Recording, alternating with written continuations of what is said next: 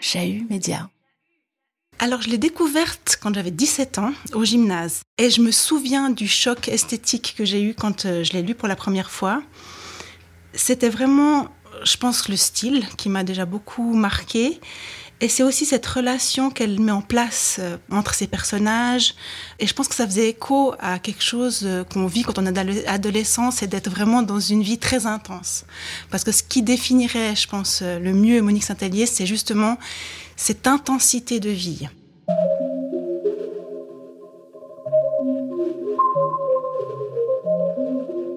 Lire Monique Saint-Hélier, c'est entrer dans une œuvre dense où tout parle.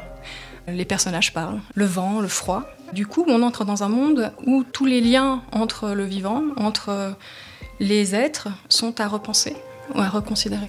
Il n'y a pas de frontière entre ces règnes et entre ces réalités pour elle. C'est une écrivain totalement originale.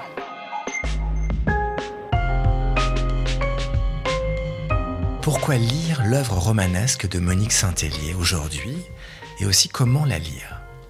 Parce qu'on y est comme happé par une impression d'étrangeté, une atmosphère particulière, équilibrée entre féerie et tragédie.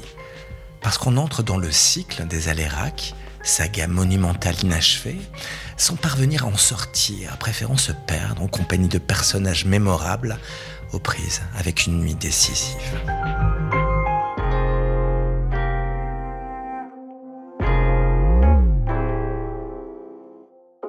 Décédée en 1955, Monique Saint-Hélier laisse une œuvre de fiction déroutante, conçue depuis un lit qu'elle ne quitta pas, malade, durant 30 ans. En 4 ouvrages, Bois mort et Le Cavalier de paille d'abord, publiés en 1934 et 1936, puis Le Martin pêcheur et Le Rosoir rouge, paru 17 ans après, l'autrice chaudefonnière a développé un univers plein, sonore, dense, qui creuse l'intériorité de ses personnages et aime égarer le lecteur.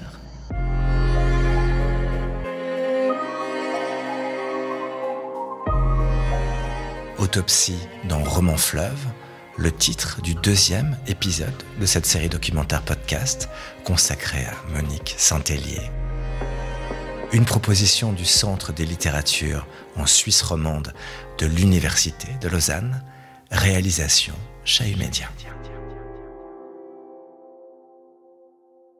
Alors, le cycle des Alérac, c'est ce qu'on a appelé un cycle, mais je pense que c'est plutôt un roman fleuve. Alors, la différence, c'est le cycle, c'est comme l'œuvre de Balzac, une somme d'œuvres qu'on peut lire indifféremment les unes des autres.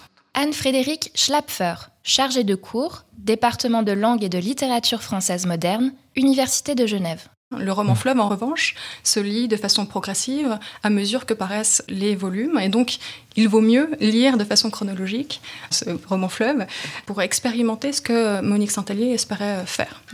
Parce que justement, c'est une œuvre construite sur une alternance de points de vue, sur le monologue intérieur des personnages. On entre en empathie avec chacun d'entre eux et progressivement, le monde et la narration se complètent. Les moments racontés sont grossis et on entre dans des interprétations contradictoires de situations.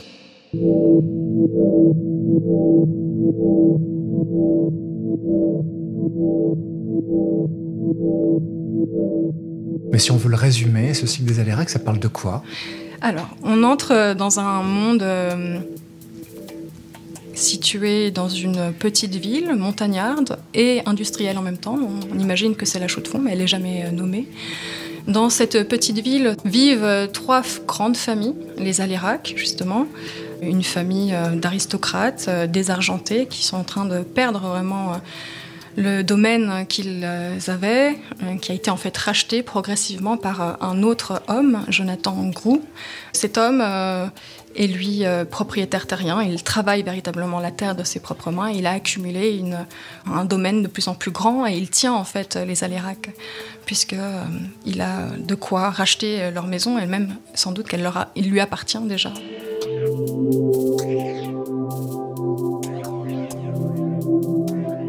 Troisième grand personnage et grande famille, c'est celle des Balany, avec la figure de Jérôme Balany, qui est lui un riche industriel, qui est amoureux de Carole Alérac, une jeune femme de 20 ans qui est sur le point de se marier.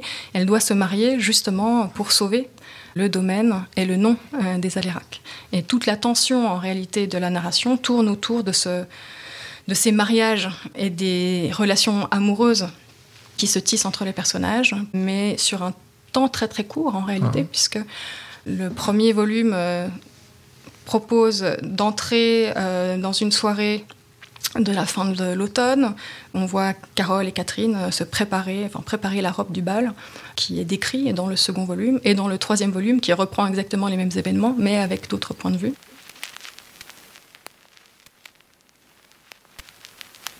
On lui commandait toujours des gilets bruns ou gris, de sorte que les jours bruns s'empilaient à côté des jours gris, formant une année bicolore comme les zèbres.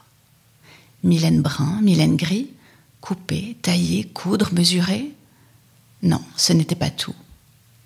Avec la pire existence, on peut tricher. Elle trichait beaucoup. D'abord, il y avait eu des jours heureux. Elle s'en souvenait si bien qu'il lui arrivait de les conduire au pâturage, de prendre congé, de pousser devant elle tout son troupeau de jours heureux. Elle avait 18 ans, 20 ans, un chapeau bergère, elle partait. Autour d'elle, tous ces bonheurs sautaient, titubants, maladroits, la léchaient, la mordillaient, frottant leur petite tête rêche contre ses hanches, tout à fait comme des moutons qui ne savent pas encore bien ouvrir les yeux.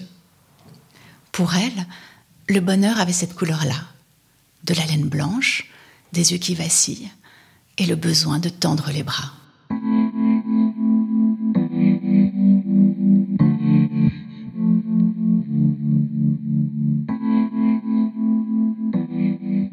Un extrait de Bois mort, Monique Saint-Hélier, 1934. Bois mort, le cavalier de paille, fut le Martin pêcheur. Dans le cycle des Alérac, la même nuit est inlassablement racontée, sans avancée majeure, par le biais de points de vue différents. Ici, l'enlisement du récit, son piétinement, cette esthétique de la variante qui comptera après-guerre parmi les traits du nouveau roman, approfondit ce qui a déjà été présenté, chaque nouveau personnage pouvant alors devenir un monde narratif en soi. Les deux premiers romans, Le Bois mort en 1934 et Le cavalier de paille en 1936, étaient très modernes pour l'époque, dans le sens où Alexandra Weber-Bernet, coéditrice du Journal de Monique Saint-Hélier. elle s'inspirait beaucoup des écrivains anglophones, comme Virginia Woolf, Catherine Mansfield. On voit dans le journal qu'elle en parle beaucoup. Donc, en fait, c'est l'idée d'entrer dans un monde où on a accès à l'intérieur des personnages, à leurs pensées, à leurs souvenirs. Et ça, c'était moderne pour l'époque. Les critiques parisiens des années 30 ont beaucoup essayé de la tirer de toutes sortes de côtés, du roman anglais, du côté du roman russe. Claire Jacquier, professeure émérite de littérature française, Université de Neuchâtel. Toutes ces assignations ne sont pas fausses, mais moi je la vois comme fondamentalement originale. Et je dirais, plus j'ai travaillé sur le soubassement réaliste et l'ancrage local de cette œuvre, plus j'ai eu l'occasion d'admirer la manière dont elle concilie, dont elle fait une sorte d'alchimie assez subtile entre ses souvenirs de son enfance à la Chaux-de-Fonds et de son imaginaire singulier. Autrement, l'impression qu'elle me fait, cette œuvre, c'est surtout, c'est en particulier, peut-être plus que dans les intrigues amoureuses, les amours impossibles, mais quand même, c'est impressionnant, les naissances qui sont vécues comme des tragédies. Le poulain qui naît, c'est une tragédie. La naissance, c'est pas une joie, c'est une tragédie chez Saint-Hélier, parce que voilà, il y a deuil pathologique qu'elle a fait. Donc, c'est évidemment très émouvant. Mais c'est son matérialisme magique, son animisme, en quelque sorte, cette manière de faire en sorte qu'il n'y a pas de frontière entre les règnes, entre le règne végétal, le règne humain, le règne minéral, entre les objets et les animaux. Donc, oui, je dirais cette intimité avec le monde organique, biologique, dirions-nous, ça, je trouve très réussi, notamment dans l'Arrosoir rouge, où d'ailleurs le végétal est omniprésent parce que il y a beaucoup de visites au cimetière, donc les fleurs sont très présentes, etc. Donc ça, oui, ça, je suis très sensible à cette dimension du vivant et, je dirais, magnifiée par cette écriture qui se sert de la métaphore de manière époustouflante.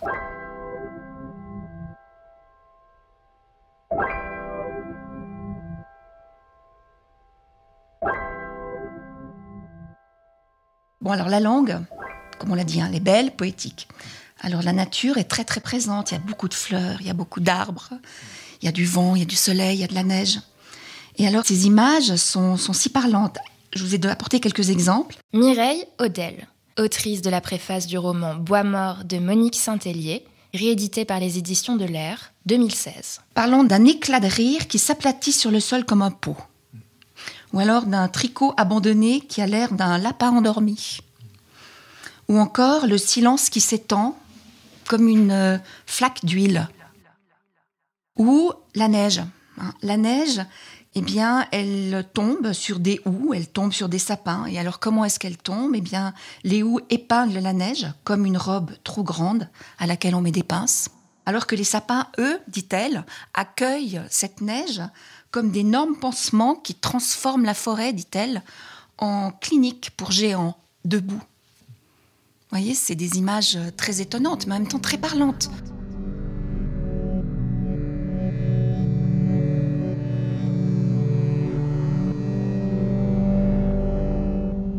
Et d'ailleurs, ça me faisait aussi penser à Proust. Je voulais vous lire un passage sur la mort. Donc, il est question dans Le Cavalier de paille de l'agonie d'Alice Nicolet, qui est une jeune femme de 20 ans, qui est, je me souviens plus ce qu'elle a, mais elle est immobile sur son lit d'hôpital, déformée, elle gonfle, tous les tissus gonflent. Et le pasteur est là, qui l'assiste dans ses derniers moments. Et alors pendant ce temps, le bal se joue plus loin. C'est pas dit comme ça.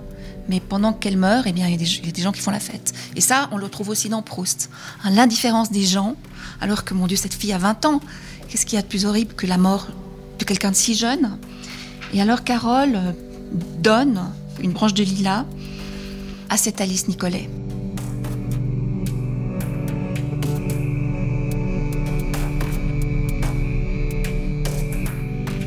Et le pasteur lui dépose cette branche sous la main, qui peut quasiment plus bouger. Donc elle a les boules de lilas blanc dans la main.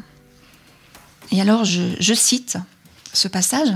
« Alors, comme un oiseau éperdu qui ne veut pas être prisonnier et qui s'agite, l'odeur des lilas courut partout, se jeta contre les vitres, contre le miroir, sur la tablette où les seringues dressaient leurs doigts de verre, glissa contre la porte.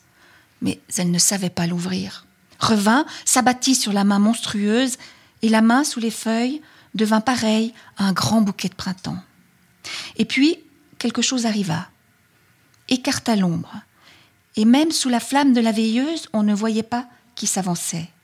Seulement, l'odeur des lilas se fit mince, toute droite, recula en personne qui connaît les lois secrètes des préséances. Tiens, il y a eu des lilas ici. Rien de plus. Un rappel, parmi l'audioforme et les draps aigres, et l'immense odeur de la mort monta. Et alors, vous voyez ce passage, Monique Saint-Hélier ne dit pas que c'est horrible et que c'est injuste que cette jeune fille meure. Ce sont les lilas, l'odeur des lilas, qui est pris de panique et qui n'arrive pas à ouvrir la porte, comme si c'était le plus étonnant dans cette histoire-là. Mais voilà, cette mort est horrible, elle est injuste, et on le voit par l'odeur des lilas. Et la mort arrive et se dit, tiens, ça sent les lilas. Et ça, c'est très étonnant aussi. Mais c'est très poignant. L'immense odeur de la mort monta. C'est de nouveau une phrase qu'on ne peut pas oublier.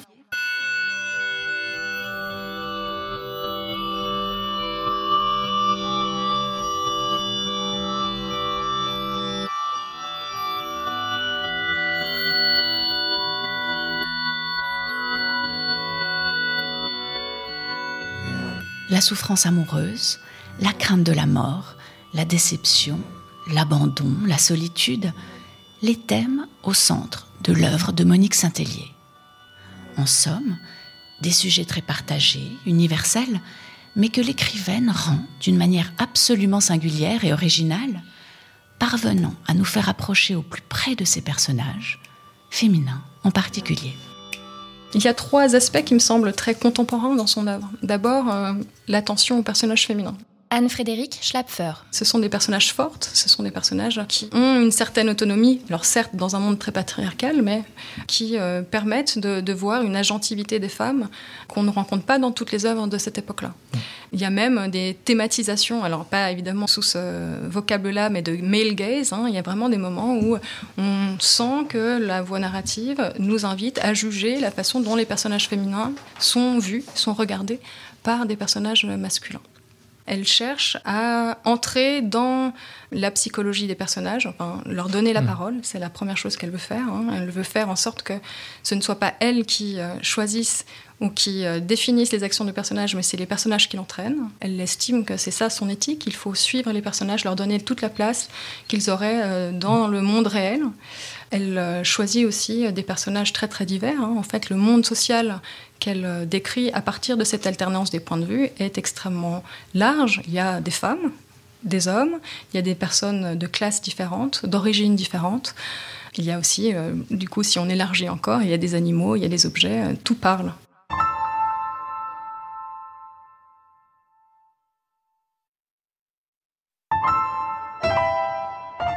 Le souffle Santellier, c'est quoi? Son style, sa patte, c'est quoi? C'est ce foisonnement de voix, je pense. Ces comparaisons aussi. Tout parle, tout foisonne. Tu as l'impression que tout fait signe et qu'il n'y a pas de temps de repos. On comprend pourquoi ça a surpris vraiment. Quand on regarde, par exemple, la syntaxe. Déjà, rien que visuellement, on voit, et ça fait penser par exemple à une Nathalie Sarraute. Donc il y a tous ces points de suspension. On ne clôture pas la phrase. On reste sur une impression. Donc il y a parfois des lignes entières de points de suspension qui malheureusement ont disparu des éditions de l'Air. Mais dans les éditions originales, c'est parfois une ligne entière. Dans la même idée, il y a beaucoup de segments de discours directs. On a des discours directs d'ailleurs dont on n'est même pas sûr de trouver la source. Qui parle? On ne sait pas. Parce que la personne qui parle n'est pas nécessairement là. Ça peut être un être vivant, absent donc de la situation décrite. Puis ça peut être aussi un mort, un concept, une théière. Parce que chez Monique Saint-Hélier, tout peut prendre vie, s'incarner, sans être nécessairement un être vivant. Est-ce que je peux vous donner un exemple? Dans Bois mort, par exemple, on nous décrit le vent qui souffle sur un verger. Alors je vais devoir vous donner un peu la ponctuation, je vais essayer de le lire correctement. Alors donc, le vent cueillait les feuilles, une à une, 2 à 3, sans en avoir l'air. C'était un vent distrait, qui avait tant de travail, tous ses pétales à cueillir, toutes ses feuilles, point de suspension, et qui pourtant flânait, point de suspension, une à une, 2 à 2, ouvrez les guillemets. Enfin, il vaut mieux ne pas brusquer les choses, mais puisqu'il fallait de toute façon les cueillir, point de suspension, allons-y, point de suspension, une à une, point de suspension, 2 à 2, point de suspension. Ensuite, on passerait à ce dahlia rouge, ébouriffé sur le mur. Il n'avait pas même pu apprendre à se peigner, celui-là. Pendant toute la saison, fermez les guillemets. C'était un drôle de vent, plutôt le genre, guillemets, groom, fermez les guillemets. Il ne s'en faisait pas, sans doute parce que son patron dormait. Point de suspension. Je sais pas, que pensez-vous de ce vent? Est-ce qu'il n'est pas merveilleux?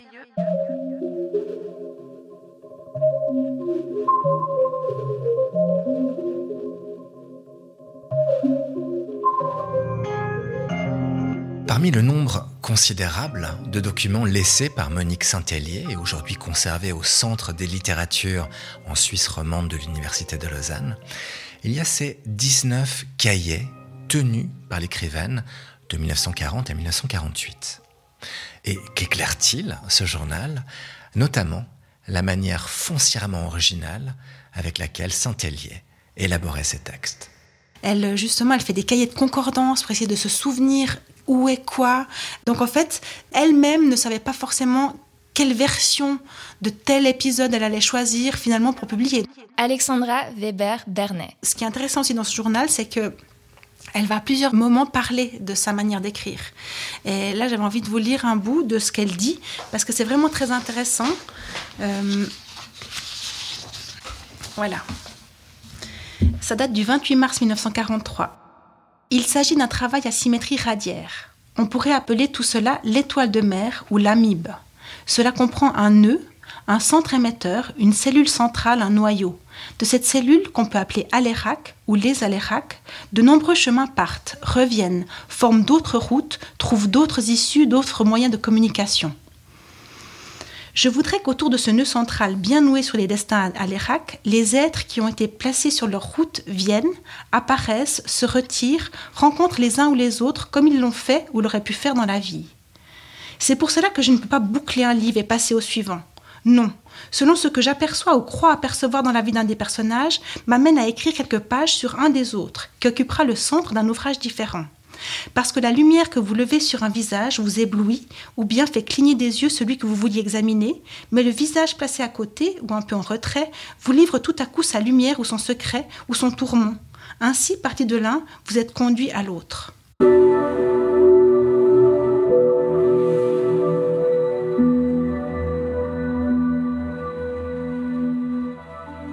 Pendant très longtemps, on a cru que le fragmentaire de cette œuvre était voulu. Mais on se rend compte que ce qu'elle aurait voulu, c'est vraiment faire quelque chose qui finalement arrive à une œuvre avec des souterrains, des ramifications en dessous complexes qui se relient les unes les autres pour arriver à un grand tout. Et c'est là où je pense que Proust inspirait beaucoup avec la recherche. Et c'est aussi assez émouvant de se dire que cette femme qui est malade, je pense qu'elle doit quand même savoir qu'elle est condamnée. Elle continue à travailler comme ça en se disant « mais c'est ça qui est la vraie vérité pour moi et je continue à le faire ». Elle dit « il faudrait tout recommencer, tant pis si je dois tout recommencer ».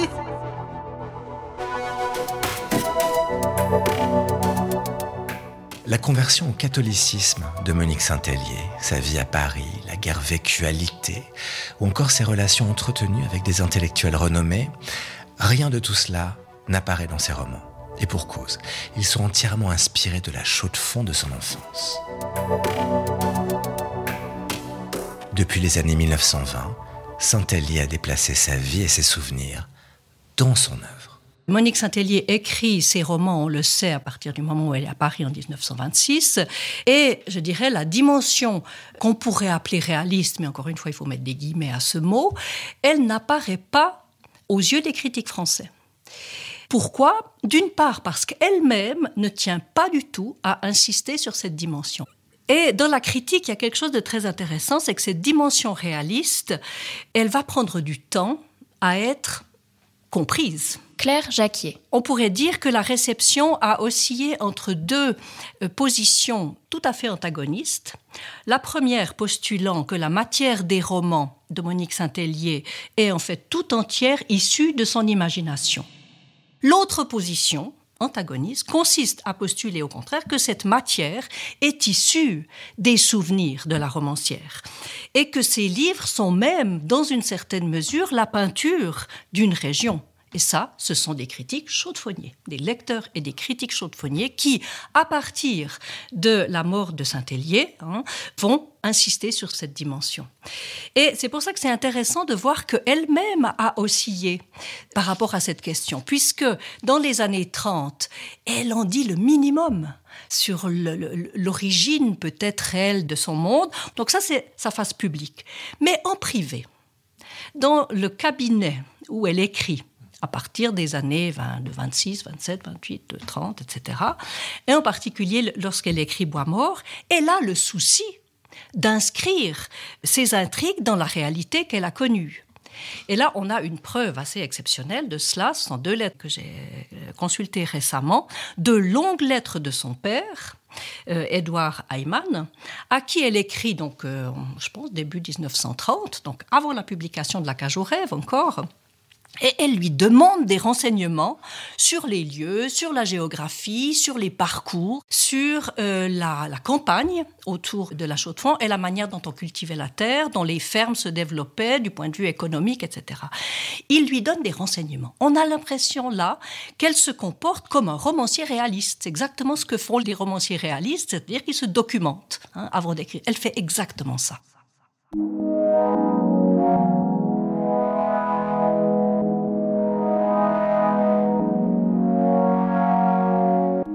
À La Chaux-de-Fonds, c'est une cité horlogère, comme on sait, qui, entre 1880 et 1914 à peu près, connaît une période économiquement relativement difficile, alors que l'industrie horlogère est toujours là, est très présente. Difficile, pourquoi ? Parce qu'il y a une série de crises horlogères qui sont dues à un retard dans la mécanisation. Or, l'industrie horlogère locale a connu son âge d'or bien avant, entre en fait 1750 et le début du 19e, à une époque où la fabrication horlogère n'était pas mécanisée. Donc 1880-1914, ce sont les anciennes familles horlogères qui ne comprennent pas qu'il faut se mettre à la page. Et là, dans le monde romanesque de Monique Saint-Hélier, c'est impressionnant parce qu'elle a complètement compris ce tissu-là. Les familles anciennes, ce sont les Alérac, qui au fond perdent du terrain parce qu'ils ne conçoivent pas, qu'il faut mécaniser au fond leur production. Dans les mêmes années, il y a aussi un phénomène important, c'est l'immigration suisse-alémanique, bernois en particulier, mais pas seulement, qui viennent dans les montagnes neuchâteloises. Et dans le roman, ce sont ceux qui s'appellent ce nom imprononçable que les lecteurs ne savent pas comment, les grous, G-R-A-E-W, pour moi, ce sont des graphes. Et qu'est-ce qu'ils font, ces immigrés suisses-allemands ? Ils rachètent les terres. Ils sont perçus comme des étrangers, un peu comme des nouveaux riches.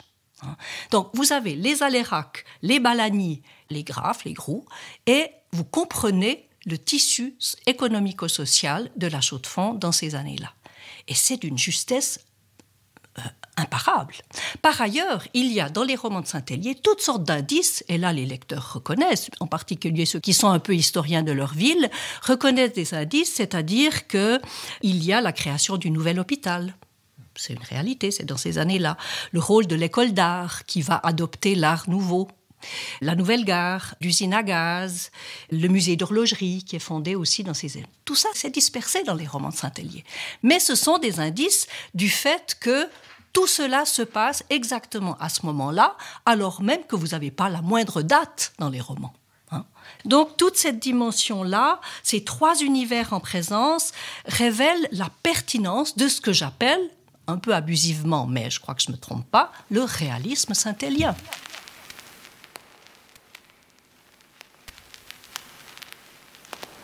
Il y a déjà quelques jours que j'ai lu Le Martin Pêcheur et je traîne depuis le remords de ne vous avoir pas dit combien je trouve votre livre beau.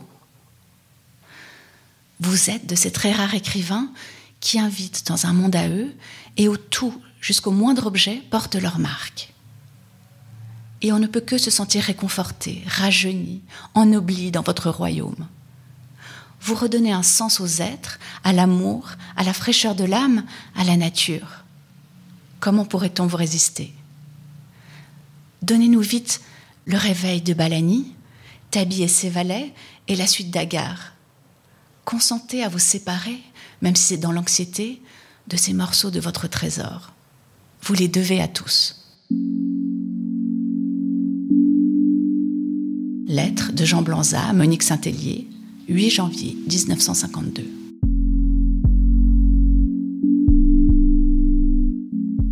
« 1953 et 1955. Monique Saint-Hélier publie ses deux derniers romans, Le Martin Pêcheur et L'Arrosoir rouge. La réception est faible. Elle reprend contact avec des connaissances chaudefonnières et apprend que le journal jurassien L'Impartial va publier une page sur le Martin Pêcheur. Elle débute alors une correspondance avec Jean-Marie Nussbaum, rédacteur du quotidien. En octobre 1953, elle lui écrit ces mots.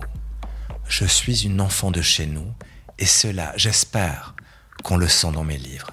Sinon, c'est raté. » J'ai évoqué la dimension réaliste du point de vue de l'auteur. Maintenant, j'aimerais envisager la dimension réaliste du point de vue de la critique. Alors, du point de vue de la critique française, c'est néant, mais du point de vue de la critique suisse, c'est pas néant. À partir de 1950. En effet, au moment où la réception et la critique en France s'étiolent pour quasiment disparaître, les Suisses se rendent compte que finalement, ils ont là une auteure d'origine suisse qui vaut la peine d'être honorée, à qui il faut rendre des hommages. Donc, il va y avoir, dans un premier temps, des auteurs et des critiques chaudefonniers. qui sont touchés par le fait qu'il y a un grand auteur qui vient de chez eux, qui vont prendre la plume. C'est par exemple un écrivain chaudefonnier qui s'appelle Jean-Paul Zimmermann, qui va écrire en 1951, dans les cahiers suisses de la revue Esprit, qui est une revue française, un article sur Monique Saint-Hélier où il salue l'authenticité de l'univers saint-hélien qui est, dit-il, je cite, « de chez nous, mais recréé ». Et puis, à partir des années 50-60, Blaise Briot, son mari, on le sait, à la mort de son épouse, rentre en Suisse, rentre à Lausanne, d'où il vient. Il entre en contact avec diverses personnalités, notamment à l'Université de Lausanne. Notamment, les professeurs de littérature Michel Dantan et Jean-Luc Sella vont s'intéresser à l'œuvre et aux archives de l'œuvre également. Et la première monographie qui est consacrée à l'œuvre de Monique Saint-Hélier vient de là. Elle est rédigée par le professeur Michel Dantan et par Pierrette Piolino, qui était une sociologue et anthropologue, versée en psychanalyse et très amateur de littérature. Et les deux écrivent ensemble cet essai qui s'intitule « Le jeu de la vie et de la mort dans l'œuvre de Monique Saint-Hélier » qui paraît à l'Âge d'Homme en 1978. Or là, il se passe quelque chose l'année d'après que je trouve véritablement extraordinaire et que j'ai redécouvert grâce aux archives sonores du Club 44. Non, je pense en effet qu'il serait peut-être temps, avant qu'il soit trop tard, que quelqu'un qui a bien connu tout ce qui concerne Monique Saint-Hélier à la Chaux-de-Fonds fasse peut-être tout de même une étude sur les relations qu'il y a avec un monde tout de même nettement inscrit dans un lieu. Le Club 44, c'est un club de conférences fondé en 1944 à la Chaux-de-Fonds. Le 26 mars 1979, présenté par Jean-Marie Nussbaum, Michel Dantan et Pierrette Piolino y viennent parler de leur texte consacré à Monique Saint-Hélier. L'allocution commence, le ton des conférenciers est celui d'érudits montés de la capitale lémanique à la Chaux-de-Fonds pour y faire souffler le vent de la nouvelle critique, un mouvement qui prône une attention exclusive au texte, car pour eux, pas de doute, l'univers romanesque de Saint-Hélier est imaginaire. Vous permettez, monsieur Bédard, la cage aux rêves, on retrouve l'embryon des personnages de Bois-Mort. Mais dans la salle, on s'anime, bientôt on s'échauffe. Et pour cause, dans l'Assemblée, on trouve tant des connaisseurs de l'œuvre de Monique Saint-Hélier que des anciens amis de l'écrivaine, des témoins directs, ainsi qu'une certaine Georgette Eyman, la nièce de Saint-Hélier. Et que défend le public ? Que l'œuvre de l'écrivaine est issue de sa mémoire. Et le témoignage de Georgette, je suppose que c'est elle, est absolument bouleversant. Elle dit qu'en fait, le choc vécu par la petite Berthe, au moment de la mort de sa mère, elle avait 3 ans et demi, eh bien ce choc, il a été éprouvé par les 4 frères et sœurs de la famille, pas seulement par la petite Berthe. La professeure Claire Jacquier. Elle dit aussi un détail qui, à mon avis, était inconnu, c'est que la petite Berthe a vécu très proche de sa mère pendant les 3 ans et demi de la vie de celle-ci, très proche, et que sa mère était restée paralysée après son accouchement très difficile. Et ce témoignage, elle le fait de manière très sobre, mais il touche beaucoup tout le monde, mais en particulier Pierrette Piolino, qui dit « Oui, je ne savais pas cela, je suis très touchée par ce que je viens d'entendre ». Et Michel Dantan également accorde du crédit à la valeur des témoignages qu'il entend, et il va jusqu'à appeler de ses voeux une campagne de récolte de témoignages, de documents, au fond, dont les critiques, dit-il, pourront ou non se servir à leur guise, mais au fond, ça existera. Donc là, encore une fois, je recommande vraiment aux lecteurs de Saint-Hélier d'écouter cette émission du Club 44 où on assiste à la rencontre de 2 visions de l'œuvre. J'étais très impressionné pendant notre souper tout à l'heure par les conversations que nous avons eues et tout ce que j'ai entendu dire. Et puis maintenant, parce que j'entends dire et que j'ignorais, parce que vous venez de dire tout à l'heure sur la mort de la mère, nous ne savions pas. Un extrait de l'intervention de Michel Dantan au Club 44 à la Chaux-de-Fonds, 26 mars 1979. Alors, il y a là quand même une part d'information qu'il faudrait simplement peut-être fournir, quitte à ce que des critiques littéraires en fassent ce qu'ils veulent, mais que l'information soit tout de même une fois donnée de manière collectée quelque part. Un peu... Ouais. Si dans la salle du Club 44, deux visions se sont rencontrées, comme le dit Claire Jacquier, peu après, l'influence de la nouvelle critique allait progressivement reculer au profit, au cours des années 80, d'un renouvellement des approches historiques, sociologiques et biographiques des œuvres littéraires. Aujourd'hui, lire Monique Saint-Hélier, c'est apprécier la virtuosité d'une écrivaine capable de combiner l'authenticité de la représentation d'un lieu et d'une époque et celle d'un monde intérieur, foncièrement personnel et singulier. Un univers dont on peut découvrir les coulisses grâce au journal de l'écrivaine. Une suite de 19 cahiers aux airs de laboratoire de l'œuvre monumentale et inachevée de la romancière, débutée au début de l'occupation en France et poursuivie jusqu'en 1948. Un document exceptionnel qui permet d'approcher au plus près Saint-Hélier entre souvenirs et révolte intime. Le journal de Monique Saint-Hélier, c'est le sujet du 3e et dernier volet de cette série documentaire podcast.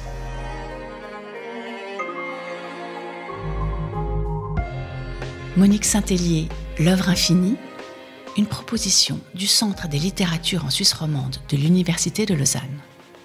Interview et réalisation Chahut Média, David Brun-Lambert et Carole Harari. Direction éditoriale Daniel Banchetti. La musique originale est de Nick von Frankenberg. Tous les épisodes de cette série documentaire podcast sont disponibles sur le site du Centre des littératures en Suisse romande. Rendez-vous à l'adresse www.unil.ch/clsr, sur le site de Chahut Média, chahut.ch, et sur l'ensemble des plateformes de podcast. Retrouvez-la également dans le cadre de l'exposition Monique Saint-Hélier, une écriture en étoiles, du 7 novembre 2024 au 19 avril 2025 à la Bibliothèque cantonale universitaire de Lausanne.